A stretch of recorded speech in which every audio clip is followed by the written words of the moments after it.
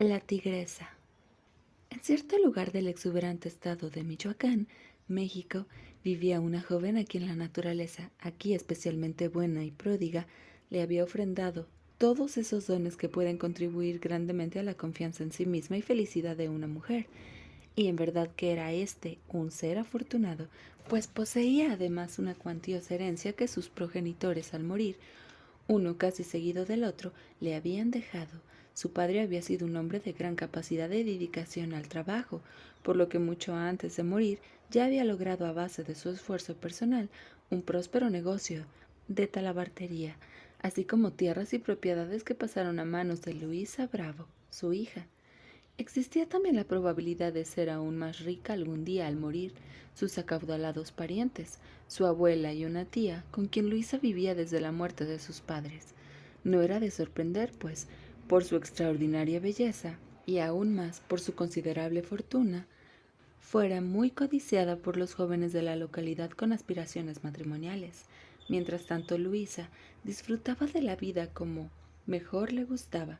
Amaba los caballos y era una experta amazona, siempre dispuesta a jugar carreras o a competir con cualquier persona que se atreviera a retarla. Raras veces perdía, pero cuando esto sucedía, el ganador que conociera bien su carácter y estimara en algo el bienestar propio, trataría de quitarse rápidamente de su alcance, pues aunado a las ventajas antedichas, iba una arbitraria e indómita naturaleza. A pesar de su mal genio, los pretendientes revoloteaban a su alrededor como las abejas sobre un plato lleno de miel. Pero ninguno, no importa qué tan necesitado se encontrara de dinero o qué tan ansioso estuviera de compartir su cama con ella, se arriesgaba a proponerle un compromiso formal antes de pensarlo detenidamente.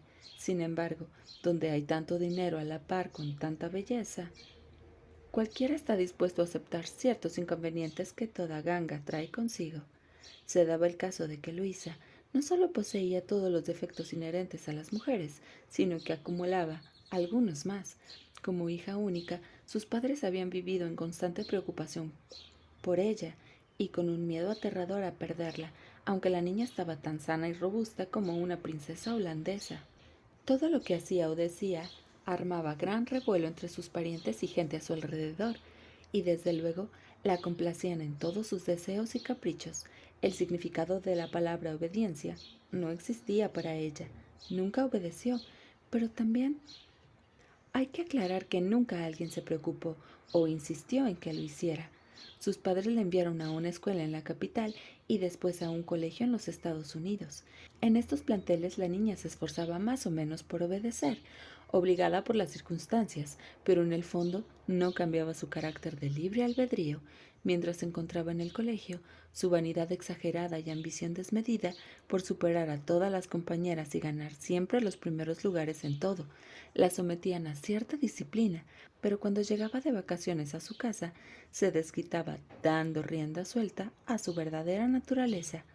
Para dar una idea más precisa de su carácter, habría que agregar la ligereza con que se enfurecía y hacía explosión por el motivo más insignificante y baladí. Las muchachas indígenas de la servidumbre y las jóvenes aprendices de la talabartería de su padre solían correr y esconderse por horas enteras cuando Luisa tenía uno de sus ataques temperamentales. Hasta sus mismos padres se retiraban a sus habitaciones y aparecían cuando calculaban que ya se le había pasado el mal humor. De no ser por el hecho de que sus padres pertenecían a una de las mejores y más influyentes familias de los contornos, la posibilidad de que fuera declarada mentalmente afectada y encerrada en un sanatorio no hubiera sido muy remota. Sin embargo, estos arranques de furia sucedían generalmente dentro de la casa y no afectaban la seguridad pública cuando había realmente algún destrozo, personal o material. Los padres siempre reparaban el daño con regalos y doble demostración de afecto y bondad hacia los perjudicados por su hija, en especial tratándose de la servidumbre. Con todo, había en Luisa algunas cualidades que atenuaban un poco sus tremendas fallas. Entre otras, poseía la de ser generosa y liberal, y una persona que no puede ver a un semejante morir de hambre, y que está siempre dispuesta a regalar un peso o quizá un par de zapatos viejos o un vestido, que aunque usado, todavía estaba presentable, o alguna ropa interior, o hasta una caja de música cuya melodía ya ha fastidiado para aliviar la urgente necesidad del prójimo o alegrarle en algo la existencia, siempre es perdonada. Los estudios de bachillerato agregaron algo al carácter de Luisa, pero este añadido no fue precisamente para mejorarlo. Pasó todos los exámenes con honores. Esto naturalmente la hizo más suficiente e insoportable. Su orgullo y vanidad no cabían. Nadie podía decirle algo sobre un libro, una filosofía o un sistema político, un punto de vista artístico o descubrimiento astronómico, sin que ella manifestara saberlo todo antes y mejor. Contradecía a todo el mundo, y por supuesto solo ella podía tener la razón. Si alguien lograba demostrarle, sin lugar a duda, que estaba equivocada, inmediatamente tenía uno de esos ataques de furia. Jugaba ajedrez con maestría, pero no admitía una derrota.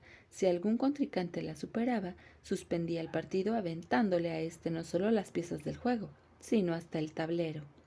Con todo y esto, tenía días en que no solo era soportable, sino hasta agradable, de tal modo que la gente olvidaba de buena gana sus groserías. Explicados esos antecedentes, es fácil comprender por qué tarde o temprano los aspirantes a su mano se retiraban, o más bien, eran retirados por Luisa con sus insolencias y a veces hasta con golpes. Más de un joven valiente y soñador, entusiasmado por la belleza de Luisa y aún más por su dinero, creía poder llegar a ser, una vez casados, amo y señor de la joven esposa.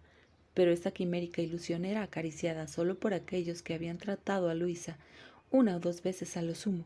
Al visitar la casa por tercera vez, volvían a la realidad y perdían toda esperanza, pues se convencían entonces definitivamente que la doma de esta tigresa llevaba el riesgo de muerte para el domador.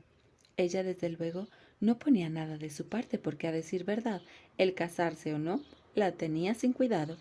Sabía naturalmente que cuando menos por razones económicas no necesitaba ningún hombre. En cuanto a otros motivos, bueno, ella no estaba realmente convencida de si una mujer puede pasársela o no sin la otra mitad de la especie humana. No en vano había estado en un colegio estadounidense, en donde aparte de inglés se aprenden muchas otras cosas prácticas y útiles, como pero como cualquier otro mortal, Luisa también cumplía años. Tenía ya 24, una edad en la cual en México las mujeres ya no se sienten en condiciones de escoger y generalmente toman lo que les llega sin esperar títulos, posición social, fortuna o al hombre guapo y viril de sus sueños. Mas Luisa era distinta. Ella no tenía ninguna prisa y no le importaba saber si todavía le contaban entre las elegibles o no. Tenía la convicción de que era mejor, después de todo, no casarse, pues de este modo no tenía que obedecer ni agradar a nadie. Se daba cuenta, observando a sus amigas casadas y antiguas compañeras de colegio, que cuando menos para una mujer con dinero la vida es más agradable y cómoda cuando no se ha perdido la libertad. Sucedió que en ese mismo estado de Michoacán vivía un hombre que hacía honor a su bueno y honrado, aunque sencillo nombre de Juvencio Cosío. Juvencio tenía un buen rancho no muy lejos de la ciudad donde vivía Luisa. A caballo estaba a una hora de distancia. Él no era precisamente rico, pero sí bastante acomodado, pues sabía explotar provechosamente su rancho y sacarle utilidades.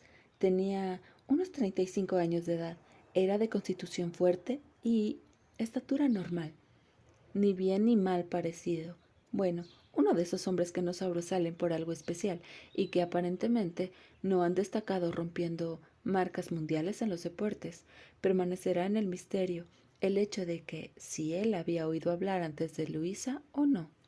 Cuando después frecuentemente se lo preguntaban sus amigos, él siempre contestaba no. Lo más probable es que nadie le previno acerca de ella, cierto día en que tuvo la necesidad de comprar una silla de montar, pues la suya estaba muy vieja y deteriorada. Montó su caballo y fue al pueblo en busca de una. Así fue como llegó a la talabartería de Luisa, donde vio las sillas mejor hechas y más bonitas de la región. Ella manejaba personalmente la talabartería que heredara, primero porque habían sido los deseos de su padre el que el negocio continuara funcionando, y segundo porque le gustaba mucho todo lo concerniente a los caballos. Dirigía la tienda con la ayuda de un antiguo encargado que había trabajado con su padre durante más de 30 años y de dos empleados casados que también llevaban ya muchos años en la casa. Como el negocio estaba encarrilado, era fácil manejarlo. Aparte, le agradaba llevar ella misma los libros mientras su tía y su abuelita se ocupaban de la casa. El negocio florecía y como la experta mano de obra continuaba siendo la misma, la clientela aumentaba constantemente y los ingresos del negocio eran aún superiores a los que habían sido en vida de su padre. Luisa se encontraba en la tienda cuando Juvencio llegó y se detuvo a ver las sillas que estaban en exhibición a la entrada, en los aparadores y colgados en las paredes por fuera de la casa. Ella, desde la puerta, lo observó por un rato, mientras él, con aire de conocedor, cuidadosamente examinaba las sillas en cuanto a su valor, acabado y durabilidad. De improviso, desvió la vista y se encontró con la de Luisa. Ella le sonrió abiertamente, aunque después nunca pudo explicarse a sí misma el porqué de su actitud, pues no acostumbraba a sonreír a desconocidos. Juvencio, agradablemente sorprendido por la franca sonrisa de Luisa, se acercó y, un poco ruborizado, dijo: «Buenos días, señorita. Deseo comprar una silla de montar». «Todas las que usted guste, señor», contestó Luisa. «Pase usted y vea también las que tengo acá dentro. Quizá le guste más alguna de estas otras. En realidad, las mejores las tengo guardadas para librarlas de la intemperie». «Tiene razón», dijo Juvencio siguiéndola al interior de la tienda. Revisó todas las sillas detalladamente, pero, cosa rara, parecía haber perdido la facultad de poder examinarlas cabalmente. Aunque dio golpecitos a los fustes, inspeccionó bien el cuero e hizo mucho ruido estirando las correas. Sus pensamientos estaban muy lejos de lo que hacía. Cuando repentinamente volvió otra vez a preguntar algo a Luisa, comprendió que ésta lo examinaba tan cuidadosamente como él lo hacía con las sillas. Sorprendida en esta actitud, ella trató de disimular. Ahora era su turno de sonrojarse. Sin embargo, se repuso al instante. Sonrió y contestó con aplomo su pregunta sobre el precio de una silla que él había sacado de un escaparate. Juvencio quiso saber el importe de varios otros objetos, pero ahora ella no solo tenía la impresión, sino la certeza de que él hacía toda clase de preguntas, nada más por tener algo que decir. Inquirió de dónde procedía la piel, qué tal le iba en el negocio y otros detalles semejantes. Ella también le dio conversación, preguntando de dónde era y qué hacía.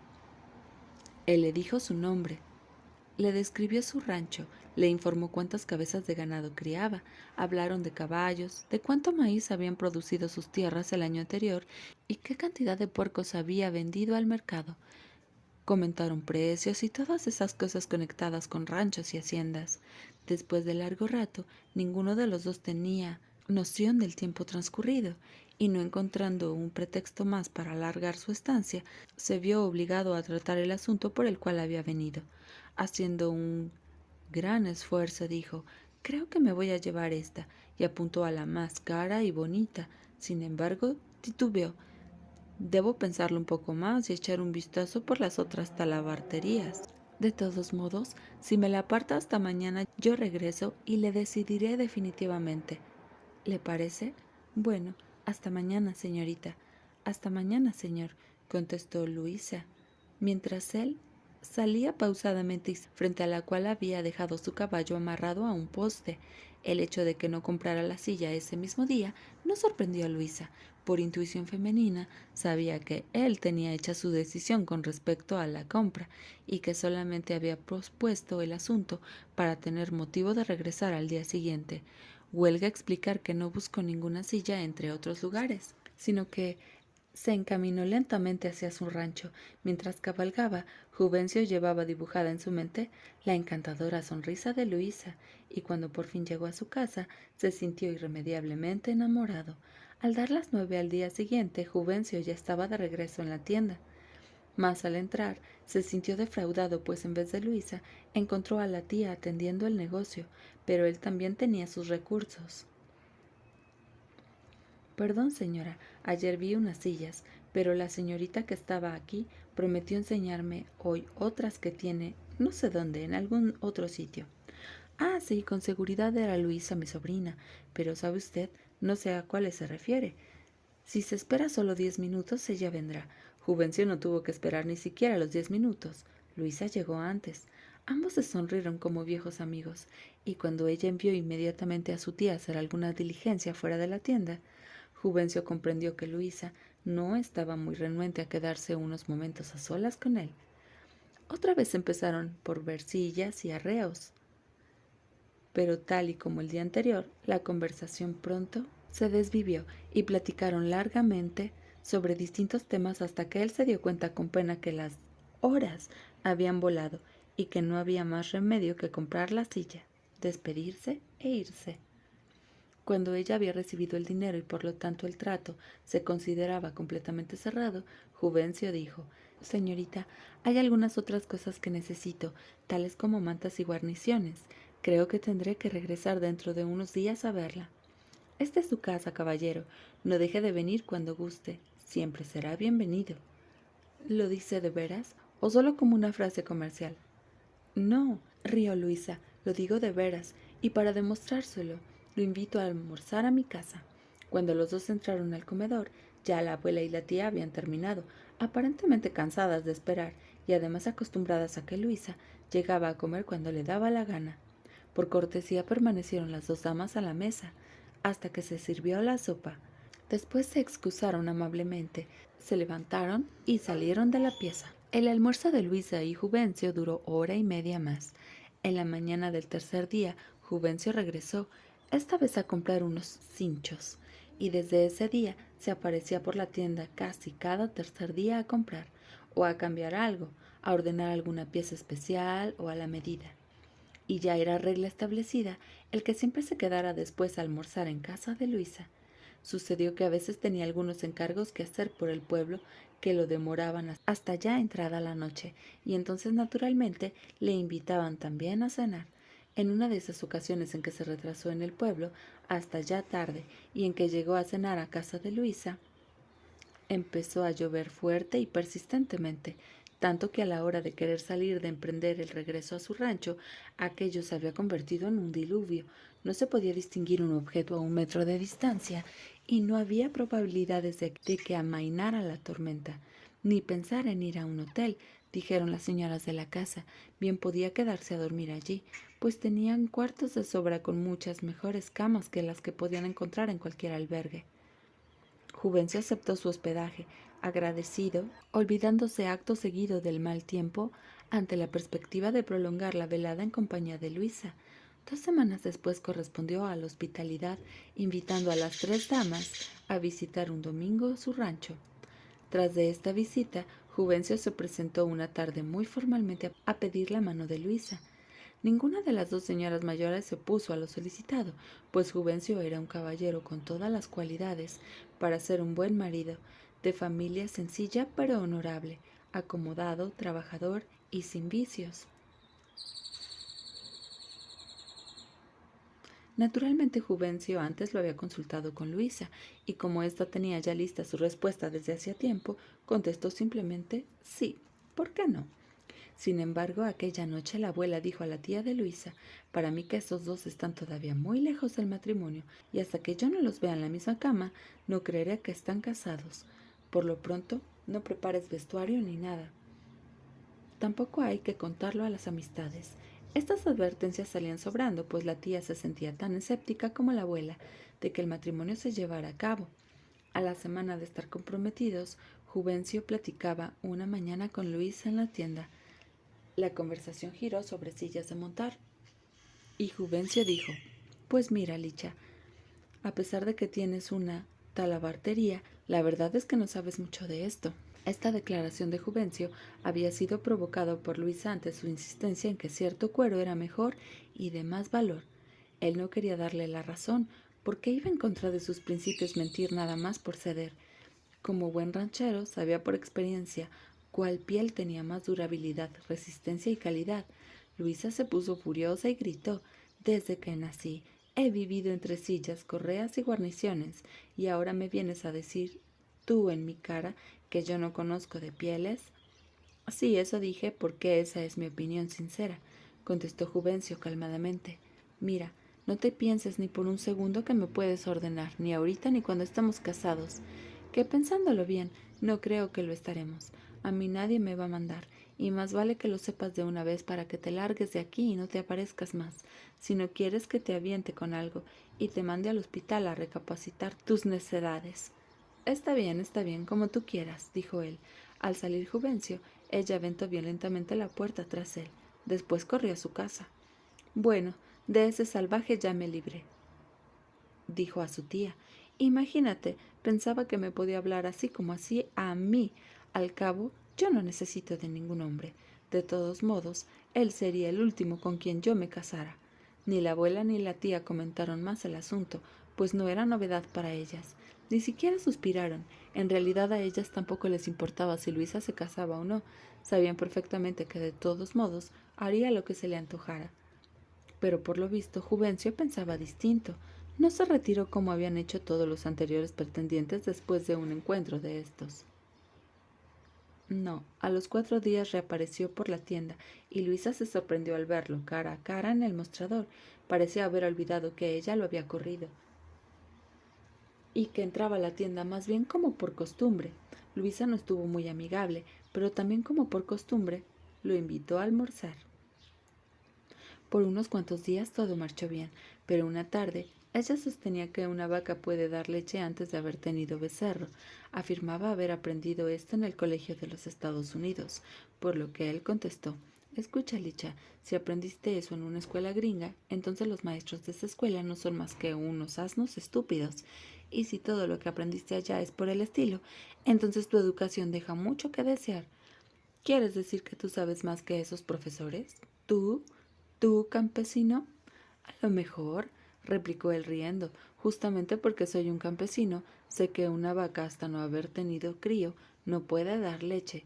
Después añadió burlonamente, aunque la ordeñes por detrás o por delante, de donde no hay leche no puedes sacarla. Así que quieres decirme que soy una burra, una idiota que jamás pasé un examen. Pues déjame decirte una cosa, las gallinas no necesitan de gallo para poner huevos. Correcto, dijo Juvencio, absolutamente cierto. Y sabes, hasta hay gallos que ponen ellos los huevos cuando las gallinas no tienen tiempo para hacerlo.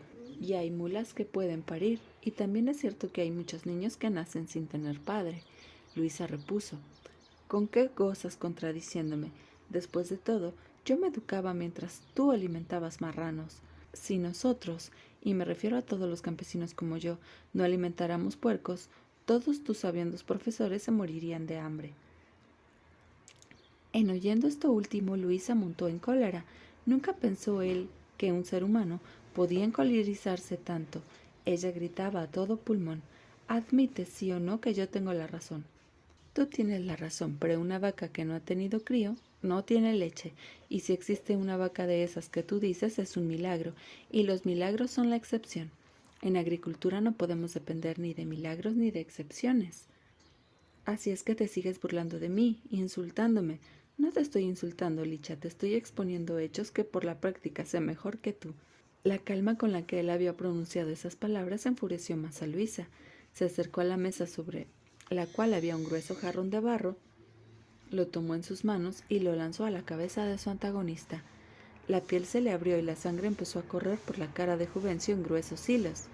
En las películas hollywoodenses, la joven heroína, preocupadísima y sinceramente arrepentida de su arrebato, lavaría la herida con un pañuelo de seda, al mismo tiempo que acariciaría la pobre y dolorida cabeza, cubriéndola de besos. E inmediatamente después, ambos marcharían al altar para vivir eternamente felices y contentos hasta que la muerte los separara. Luisa se limitó a reír sarcásticamente y viendo a su novio cubierto de sangre gritó: Bueno, espero que esta vez sí quedes escarmentado, y si aún quieres casarte conmigo, aprende de una vez por todas que yo siempre tengo la razón, parezcate o no. Él fue a ver al médico. Cuando se vio por el pueblo a Juvencio con la cabeza vendada, todos adivinaron que él y Luisa habían estado muy cerca del matrimonio, y que la herida que mostraba era el epílogo natural e inevitable en tratándose de Luisa. Pero a pesar de todas las conjeturas y murmuraciones, 2 meses después Luisa y Juvencio se casaban. Las opiniones de los amigos a este respecto eran muy variadas. Unos decían que Juvencio era un hombre muy valiente al poner su cabeza en las garras de una tigresa. Otros aseguraban que el deseo carnal lo había cegado momentáneamente, pero que ya despertaría en poco tiempo.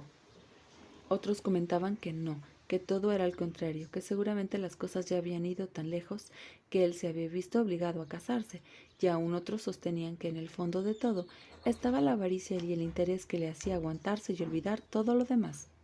Aunque, agregaban seguidamente, esto les sorprendía sobremanera, porque Juvencio no tenía necesidad de dinero.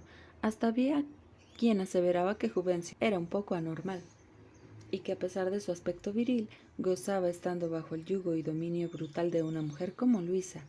De todos modos, ninguno lo envidiaba, ni siquiera aquellos que habían pretendido su fortuna.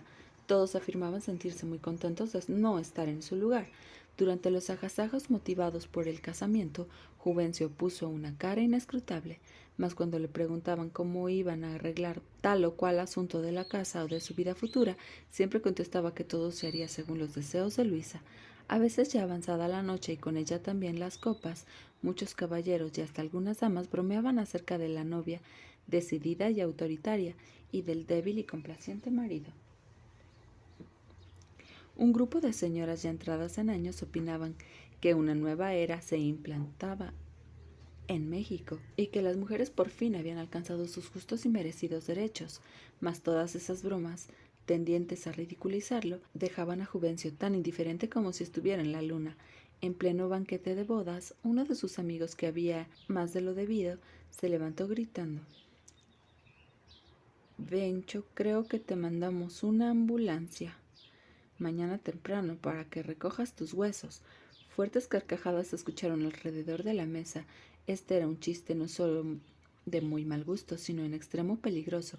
En México bromas de esta índole, ya sean velorios, bautizos o casamientos, seguido provocan que salgan a relucir las pistolas y hasta llega a haber balazos, y eso sucede aún en las altas esferas sociales. Cientos de bodas han terminado con 3 o 4 muertos, incluyendo a veces al novio. Hasta se ha dado el caso de que un tiro extraviado alcance también a la novia, pero aquí todo terminó en paz. La fiesta había sido en casa de la desposada y había durado hasta bien entrada el día siguiente. Cuando al fin se fueron los últimos invitados, con el estómago lleno y la cabeza aturdida por la bebida, ansiando llegar a descansar, la novia se retiró a su recámara, mientras que el novio fue al cuarto que ya ocupara antes de casarse, cuando por algún motivo permaneciera en el pueblo. La verdad es que a estas alturas nadie hubiera reparado en lo que hacían los novios, si estaban juntos o en cuartos por separado, ni tenían el menor interés en saber dónde pasarían las siguientes horas. Más tarde, cuando los recién casados desayunaban en compañía de su tía y de su abuela, la conversación era lenta y desanimada. Las dos señoras tristeaban sentimentales, pero Luis abandonaría en unos momentos más la casa definitivamente. El matrimonio solo cambiaba una que otra frase indiferente acerca de la inmediata ida al rancho y lo más urgente por instalar en la nueva casa. Con la ayuda de los sirvientes del rancho y de la vieja ama de llaves, Luisa procedió a arreglar sus habitaciones. Llegada la noche, Luisa se acostó en la nueva, blanda y ancha cama matrimonial, pero quien no vino a acostarse a su lado fue a su recién adquirido esposo. Nadie sabe lo que Luisa pensó esa noche, pero es de suponerse que la consideró vacía e incompleta, pues después de todo era una hembra, ahora ya de 25 años, y el hecho de pasar esta noche como las anteriores en su casa no dejaba de confundirla e intrigarla.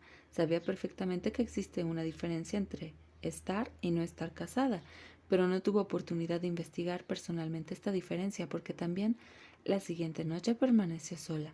Se alarmó seriamente. Dios mío, exclamó mentalmente, Santo Padre que estás en los cielos, ¿no será que esté impedido? ¿O será tan inocente que no sabe qué hacer? Imposible. En ese caso sería un fenómeno, el primero y único mexicano que no sabe qué hacer en estos casos. No, eso queda descartado, desde luego, especialmente en un ranchero como él, que a diario ve esas cosas en vacas y toros. En fin, Virgen María, ¿qué tendré yo que insinuarle, demonios? Ni modo que mande por mi abuela para que le cuente cómo la abeja vuela de flor en flor y ejecuta el milagro. Qué raro, ¿tendrá algún plan premeditado? Si solo se acercara por mi recámara, cuando pienso en lo apuesto que es, tan varonil y fuertote, realmente el más hombre de toda la manada de imbéciles que conozco, no se me antoja ningún otro, lo quiero a él tal y como es. Daba vueltas en la blanda cama matrimonial, tan suave y acogedora. No podía conciliar el sueño. Sucedió 3 días después por la tarde. Juvencio, que desde muy temprano en la mañana acostumbraba a salir a caballo a revisar la siembra, había regresado a almorzar. Una vez que hubo terminado, se sentó en una silla mecedora en el gran comedor de la parte posterior de la casa. A un lado, sobre una mesita, se encontraba el periódico que antes había estado leyendo con poco interés. En el mismo corredor, a unos 4 metros, Luisa hojeaba distraídamente una revista, arrellanada en una hamaca con un mullido cojín bajo su cabeza. Desde que estaban en el rancho, casi no se dirigían la palabra. Parecía como si cada uno estuviera reconociendo el terreno para saber cómo guiar mejor la conversación a modo de evitar fricciones. Lo que en esta casa de recién casados no se oía en palagosos cuchicheos propios de casi todas las parejas durante su luna de miel, sería que Juvencio, para no provocar los arranques de furia de Luisa, prefería eludir toda conversación, cuando menos durante las primeras semanas. Más con honda intuición femenina, ella presentía que algo extraño flotaba en el ambiente. El hecho de que durante varias noches él la esquivara como si fuera solamente una huésped de paso la tenía desconcertada. En su mente repasaba lo acontecido desde su llegada al rancho. El día anterior, durante el desayuno, él había preguntado: ¿dónde está el café? Pídeselo a Anita, yo no soy la criada, había contestado Luisa secamente. Él se había levantado de la mesa y traído personalmente el café de la cocina. Terminando el desayuno, ella había regañado fuertemente a Anita por no darle a tiempo el café al señor, pero ella se excusó explicando que estaba acostumbrada a servírselo después de que terminara de comer los huevos, pues de otro modo se le enfriaba, y como le gustaba el café hirviendo, que si de pronto el señor cambiaba de opinión, ella no podía adivinarlo. Está bien, olvídate del asunto, Anita, había dicho Luisa, cerrando así el incidente. La tarde era calurosa y húmeda, aunque el corredor tenía un amplio techo salido que lo colocaba por todos lados bajo sombra. Estaba saturado, como todo el ambiente de un bochorno pesado y sofocante. En el inmenso patio no parecía moverse ni la más insignificante hierba. El calor era soportable. Solo permaneciendo sentado y casi inmóvil, o recostado meciéndose muy ligeramente en una hamaca, y desde luego no haciendo más uso del cerebro que el mínimo para distinguirse de los animales. Ni estos se movían en el patio, apenas si ahuyentaban somnolientamente las moscas cuando las infames insistían en picarles sin piedad. No muy lejos, en el mismo corredor, en un aro colgado de una de las vigas del techo, descansaba un loro perezoso. De vez en cuando soltaba alguna inteligible palabra, tal vez soñando en voz alta. Sobre el peldaño más alto de la corta escalera del patio al corredor, un gato dormía profundamente. Yacía sobre espinazo con la cabeza colgando hacia el siguiente escalón. Allí estaba plácidamente tendido con esa indiferencia que poseen ciertos bichos, que no tienen que preocuparse por la seguridad de sus vidas o por la regularidad de sus comidas. Bajo la sombra de un frondoso árbol en el patio podía verse amarrado a Prieto, el caballo favorito de Juvencio, y a unos cuantos pasos, sobre un banco viejo de madera, la silla de montar, pues Juvencio tenía la intención de ir por la tarde a dar una vuelta por el trapiche que tenía instalado en el mismo rancho. El caballo también dormía. Obligado por el peso de la cabeza colgada, su cuello lentamente se estiraba y alargaba centímetro por centímetro, hasta que la nariz del animal tocaba el suelo, donde aún le restaba algo de rastrojo para comer. Al contacto con este, se despertaba, se enderezaba y miraba a su alrededor, más percatándose de que nada importante había ocurrido en el mundo mientras él dormía. Volvía a cerrar los ojos y a colgar de nuevo la cabeza. Juvencio, pensativo, pues hasta un mediano observador podía notar que un grave problema lo perturbaba. Recorrió con la mirada el cuadro que aparecía ante sus ojos. Observó primero el loro, después al gato y por último al caballo. Esto trajo a su mente un cuento entre los muchos que su apreciadísimo y querido profesor de gramática avanzada, don Raimundo Sánchez, le había contado un día en clase, explicando el cambio que habían sufrido ciertos verbos con los siglos. El cuento había sido escrito en 1320 y tenía algo que ver con una mujer indomable que insistía siempre en mandar solo ella. El cuento es muy antiguo, pensó Juvencio, pero puede dar resultados hoy igual que hace 600 años.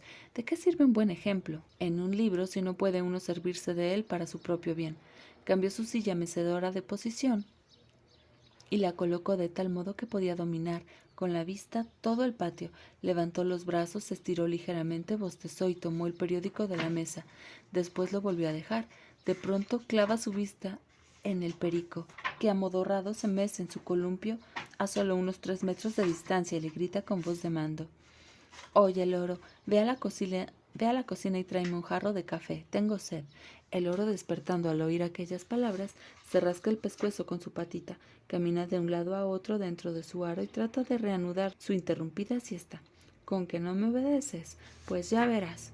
Diciendo esto, desenfundó su pistola que acostumbraba traer al cinturón, apuntó al perico y disparó.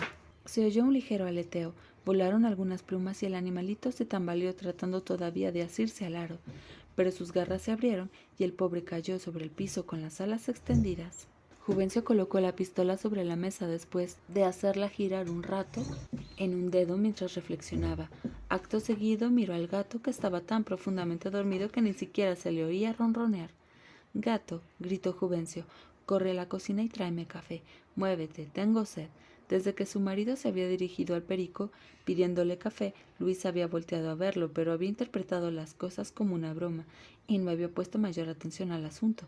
Pero al oír el disparo, alarmada, se había dado media vuelta en la hamaca y, levantando la cabeza después, había visto caer al perico y se dio cuenta de que Juvencio lo había matado. «¡Ay, no!», había murmurado en voz baja. «¡Qué barbaridad!». Ahora que Juvencio llamaba al gato, Luisa dijo desde su hamaca: «¿Por qué no llamas a Anita para que te traiga el café? Cuando yo quiera que Anita me traiga el café, yo llamo a Anita, pero cuando quiera que el gato me traiga el café, llamo al gato. Ordeno lo que se me pegue la gana en esta casa». «Está bien, haz lo que gustes», dijo Luisa. Luisa, extrañada, se acomodó de nuevo en su hamaca. «Oye, gato, ¿no has oído lo que te dije?», rugió Juvencio. El animal continuó durmiendo con esa absoluta confianza que tienen los gatos, que saben perfectamente que mientras haya seres humanos a su alrededor, ellos tendrán segura su comida, sin preocuparse por buscarla, ni por granjeársela siquiera, aunque algunas veces parezcan condescendientes persiguiendo a algún ratón. Esto lo hacen no por complacernos, sino única y exclusivamente porque hasta los gatos se fastidian de la diaria rutina y a veces sienten necesidad de divertirse corriendo tras un ratón y así variar en algo la monotonía de su programa cotidiano. Pero por lo visto Juvencio tenía otras ideas con respecto a las obligaciones de cualquier gato que viviera en su rancho, cuando el animal ni siquiera se movió para obedecer su orden. Cogió la pistola, apuntó y disparó. El gato trató de brincar, pero, imposibilitado por el balazo, rodó una vuelta y quedó inmóvil. «Belario», gritó Juvencio, enseguida hacia el patio. «Sí, patrón, vuelo», vino la respuesta del mozo desde uno de los rincones del patio. «Aquí estoy a sus órdenes, patrón». Cuando el muchacho se había acercado hasta el primer escalón, sombrero de paja en mano, Juvencio le ordenó: «Desata al prieto y tráelo aquí». «¿Lo ensillo, patrón?» «No, Belario, yo te diré cuando quiera que lo ensilles». «Sí, patrón». El mozo trajo al caballo y se retiró enseguida. La bestia permaneció quieta tras el corredor. Juvencio observó al animal un buen rato, mirándolo como lo hace un hombre que tiene que depender de este noble compañero para su trabajo y diversión, y a quien se siente tan ligado como a un íntimo y querido amigo. El caballo talló el suelo con su pezuña varias veces. Esperó un rato serenamente y, percibiendo que sus servicios no eran solicitados en ese momento, intentó regresar en busca de sombra bajo el árbol acostumbrado. Pero Juvencio lo llamó: «Escucha, prieto, corre a la cocina y tráeme un tarro de café». Al oír su nombre, el animal se detuvo alerta frente a su amo, pues conocía bien su voz, pero como éste por segunda vez no hiciera el menor ademán de levantarse, comprendió que no lo llamaba para montarlo, ni para acariciarlo como solía hacerlo a menudo. Sin embargo, se quedó allí sosegadamente. «¿Qué te pasa? Me parece que te has vuelto completamente loco», dijo Luisa, abandonando la hamaca sobresaltada. En su tono de voz notábase una mezcla de sorpresa y temor. «¿Loco yo?», contestó fríamente Juvencio. «¿Por qué he de estarlo? Este es mi rancho y este es mi caballo. Yo ordeno en mi rancho lo que se me antoje, igual como tú lo haces con los criados». Luego volvió a gritar furioso: «Prieto, ¿dónde está el café que te pedí?». Tomó nuevamente el arma en su mano, colocó el codo sobre la mesa y apuntó directamente a la cabeza del animal. En el preciso instante en que disparaba, un fuerte golpe sobre la misma mesa en que se apoyaba le hizo desviar su puntería. El tiro extraviado no tuvo ocasión de causar daño alguno. «Aquí está el café», dijo Luisa solícita y temblorosa. «¿Te lo sirvo?» Juvencio, con un aire de satisfacción en su cara, guardó la pistola en su funda y comenzó a tomar su café. Una vez que hubo terminado, colocó la taza sobre la bandeja y levantándose gritó a Belario: «Ensilla el caballo, voy a darle una vuelta al trapiche, a ver cómo van allá los muchachos». Al parecer Belario, a los pocos instantes jalando el caballo ya ensillado, Juvencio, antes de montarlo, lo acarició afectuosamente, dándole unas palmaditas en el cuello. Luisa no regresó a su hamaca. Clavada al piso, parecía haber olvidado para qué sirven las sillas, y permanecía espantada, con la vista fija en todos los movimientos de Juvencio, quien cabalgaba hacia el portón de salida. De pronto éste rayó el caballo y, dirigiéndose a ella, le gritó autoritariamente: «Regreso a las 6:30. Ten la cena lista a las 7 en punto». Y repitiendo con voz agregó: «He dicho en punto». Espolió su caballo y salió a golpe. Luisa no tuvo tiempo de contestar. Apretó los labios y tras un rato confusa se sentó en la silla que había ocupado antes Juvencio. Allí se quedó largo tiempo, dibujando con la punta de su zapato figuras imaginarias sobre el piso del corredor, mientras por su mente desfilaban quién sabe cuántas reflexiones. De pronto, como volviendo en sí, iluminó su cara con una sonrisa y se levantó de su asiento. Fue directamente hacia la cocina. Durante la cena se cruzaron muy pocas palabras. Cuando Juvencio hubo terminado su café y su ron, dobló la servilleta lenta y meticulosamente. Antes de abandonar el comedor dijo: «Estuvo muy buena la cena, gracias». «Qué bueno que te agradó». Con estas palabras Luisa se levantó y se retiró a sus habitaciones. Faltaban 2 horas para la medianoche cuando tocaron a la puerta de su recámara. «Pasa», balbuceó Luisa con expectación. Juvencio entró, se sentó a la orilla de la cama y acariciándole la cabeza dijo: «Qué bonito cabello tienes». «¿De veras?» «Sí, y tú lo sabes». Pronunciadas estas palabras cambió por completo su tono de voz. «Licha», dijo con voz severa, «¿quién da las órdenes en esta casa?» «Tú, Bencho». «Tú, naturalmente», contestó Luisa, hundiéndose en los suaves almohadones. «¿Queda perfectamente aclarado?» «Absolutamente. Lo digo muy en serio, ¿entiendes?» «Sí, lo comprendí esta tarde. Por eso te llevé el café. Sabía que después de matar al prieto seguirías conmigo. Entonces, que nunca se te olvide. Pierde cuidado. ¿Qué puede hacer una débil mujer como yo?» Él la besó. Ella lo abrazó, atrayéndolo cariñosamente a su lado.